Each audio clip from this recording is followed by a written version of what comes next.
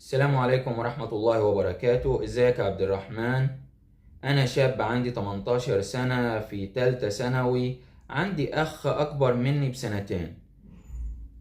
هو العبقري بتاع العيلة من وأنا صغير، وهو دايما الأول، بيدخل مسابقات وبيفوز وبيتكرم، وأنا مجرد أخوه وخلاص، الأخ اللي على قده.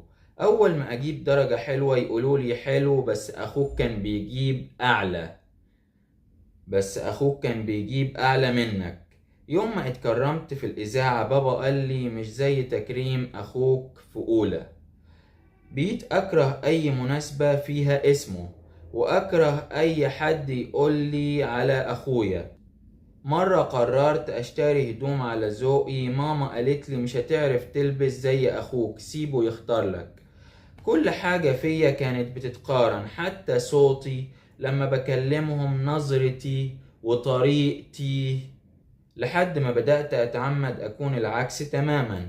أخد درجات وحشة، أتهرب من الدروس، ألبس لبس غريب، كل ده بس عشان أبعد عن اسمه، عن صورته، وعن المقارنة اللي خنقتني. بس بدل ما ياخدوا بالهم زودوا الضغط، بقوا يقولولي حتى أخوك في سنك ما كانش بيعمل كده. والمقارنات بقت أقصى، وبقيت أحس إني كل ما بهرب بتشدني أكتر. أنا فعلا بقيت أكره نفسي وبكره أخويا، رغم إنه بيحبني وطيب جدا، بس أنا مش هو. نفسي أعيش من غير ما يبقى اسمه في كل كلمة بتتقلي. نفسي أحس إني كفاية حتى لو ما كنتش أخوه. من أسبوعين كنت قاعد لوحدي في أوضتي، وبابا دخل وقال لي مش معقول، شوف اخوك فين وانت فين دلوقتي. ساعتها دموعي نزلت من غير ما اقدر ارد. انا مش غبي ومش فاشل، بس انا مش هو. انا تعبت من المقارنات ومن اني دايما شايف نفسي ناقص في عيونهم. بقالي فترة مش عارف اتكلم ولا اشرح ولا حتى اطلب حضن.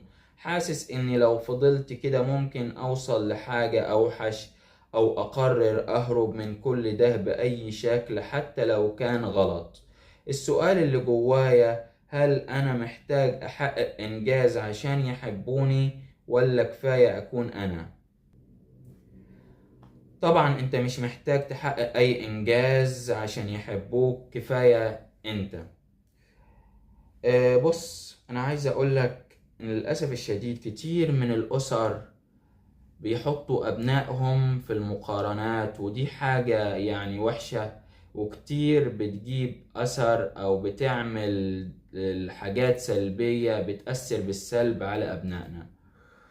فأنا عايز أقولك أنت ما تركزش في الكلام السلبي، ركز في نفسك وركز في مستقبلك، وخليك يعني أنت اعمل أحسن ما في وسعك، واعمل أحسن حاجة تقدر تعملها. وإن شاء الله إن شاء الله هتحقق حاجات، وهتحقق في مستقبلك حاجات حلوة. ركز في مستقبلك، ركز في دراستك، اعمل ما في وسعك واعمل اكتر ما في طاقتك، وان شاء الله هتحقق حاجات حلوة، وان شاء الله هتحقق حاجات يعني ودرجات عالية، وهتبقى حاجة في يوم من الايام. بالنسبة للاهل لما بيحبوا يحطوا الابناء في مقارنات، لانهم عايزينهم يكونوا احسن من بعض، وللأسف الشديد أحيانا بتعمل أثر سلبي على الأبناء. فأنت ما تركزش في كلامهم، ما تركزش في المقارنة بتاعتهم، وركز على نفسك، وحاول يعني إنك تعمل أقصى ما في وسعك، وركز على دراستك، وركز في نفسك، وركز في مستقبلك، وإن شاء الله بإذن الله تعالى هتكون حاجة حلوة في يوم من الأيام. وما تزعلش من كلامهم، وركز في نفسك، وقرب من ربنا وصلي، وإن شاء الله في يوم من الأيام هتبقى حاجة حلوة. ولكل اخواتي وحبايبي، لو انت مش مشترك في القناة انزل اشترك في القناة وفعل زر الجرس ليصلك كل جديد. هسيب لكم في الوصف، وهسيب لكم في البايو بتاع القناة روابط صفحة الفيسبوك والانستجرام والتيك توك وسناب شات.